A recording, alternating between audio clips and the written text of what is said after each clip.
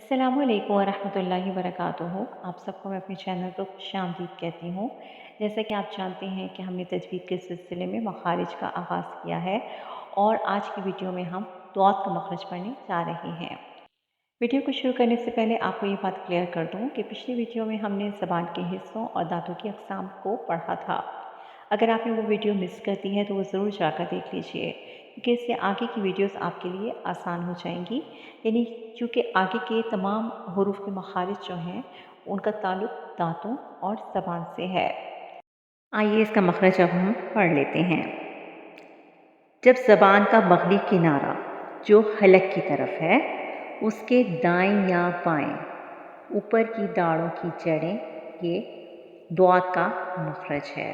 ठीक है, मखरज तो आपने पढ़ लिया, लेकिन अब इसे समझने की ज़रूरत है। तो आइए पिक्चर और इमेज के ज़रिए आपको ये ज़्यादा बेहतर तौर पर समझ आएगा। तो जी, जैसा कि आप इस पिक्चर में देख रहे हैं कि जो ज़बान है उसमें आपको जो ग्रीन कलर नज़र आ रहा है, यही ज़बान का बगली किनारा है, दाएं तरफ भी और बाएं तरफ भी। यानी ज़बान का ये हिस्सा जब उठकर कहाँ लगेगा? ऊपर की दाढ़ों की जड़ों में, इस तरफ, दाएं तरफ या फिर बाएं तरफ। अब यहाँ पर आप देखिए कि दाढ़ों की जड़ों को भी मेंशन किया गया है कि वो कौन सी हैं। ये देखिए, आपको जो ग्रीन कलर नज़र आ रहा है ये वही दाढ़ें हैं कि जिनकी जड़ों में जब ज़बान का बगली किनारा लगेगा तो उस वक्त दौत का मखरज अदा हो जाएगा। ठीक है, अब यहाँ नेक्स्ट पिक्चर में आप देखें तो ये कितनी दाढ़ें आपको नज़र आ रही हैं। ठीक है, जब ज़बान की ये करवट साइड वाली जो है जिसे हम बगली किनारा कह रहे हैं, ये जब उठकर इन दाढ़ों की जड़ों में लग रहा है, ठीक है, तो फिर हमारा दौत का मखरज अदा हो रहा है। बाज़ लोग इसे सनाया उलिया से अदा करते हैं, जो कि गलत है। यानी इस तरह से इसकी अदायगी करना गलत है।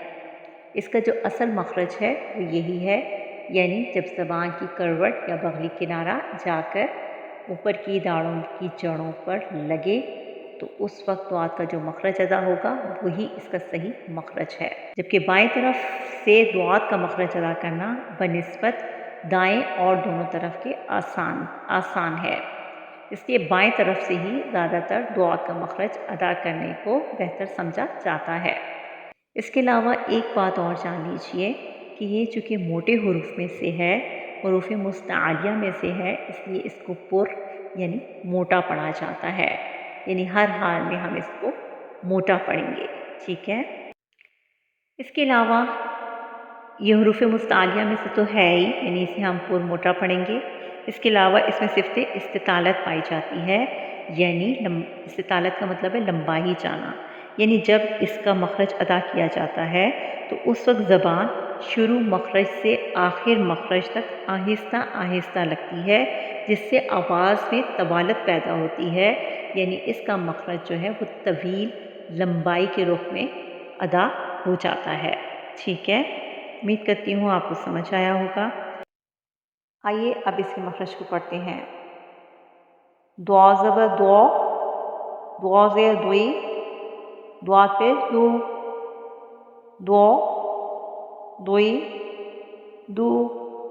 इसे हम मोटा पढ़ रहे हैं। अभी मैंने आपको बताया ना कि हुरूफ मुस्तालिया में से ऐसे इसको हम मोटा भी पढ़ेंगे। ठीक है, हमज़ा दुआ ज़बर औद, हमज़ा दुआ ज़ेर एद, हमज़ा दुआ पेश ओद, औद एद ओद।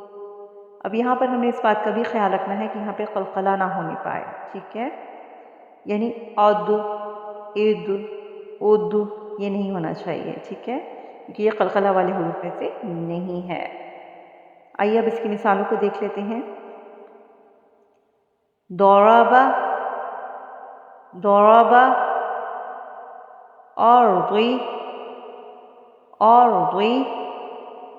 दूरीबत, दूरीबत, यदरिबू, यदरिबू, इदरिब, इदरिब, مضعفون مضعفون۔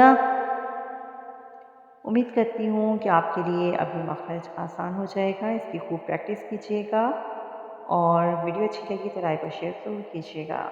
اللہ حافظ۔